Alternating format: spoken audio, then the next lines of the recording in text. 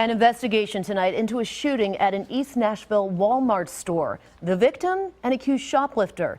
He's in critical but stable condition.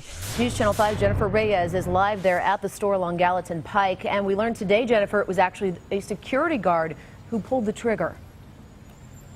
Jessica, that security guard told police that he didn't even know that his gun had gone off. Some experts say that's a big problem, and the solution to avoid these types of scenarios is very simple, and it starts with training.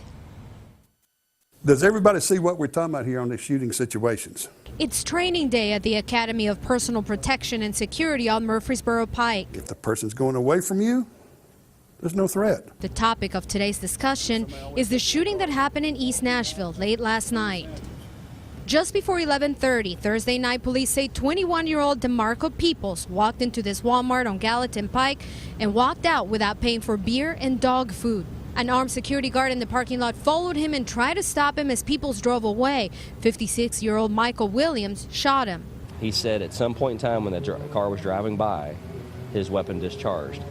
He stated he doesn't remember shooting the gun. He doesn't remember having his finger on the trigger. It just went off for some unknown reason. This incident is a concern for trained police officers who say the incident did not pose a threat to the security guard. In this case, the guy's wanted for shoplifting. He's leaving. There's no threat.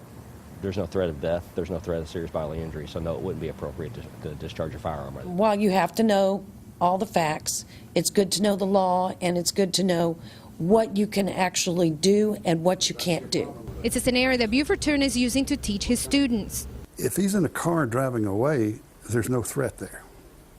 And for somebody to say, I didn't know I shot, I got a problem with that too. BUFORD says security guards should know their weapons and also when to use them. You have to train. You have to train physically and mentally. Another lesson learned that will help these future security guards to stay out of the spotlight and focus on protecting the public. I mean, the more training you get, the more likely something like that won't happen. And the investigators are still waiting to talk to the victim, who remains in the hospital in critical but stable condition. The security guard, Michael Williams, does have an active armed guard license. Reporting live in East Nashville, I'm Jennifer Reyes, News Channel 5 HD.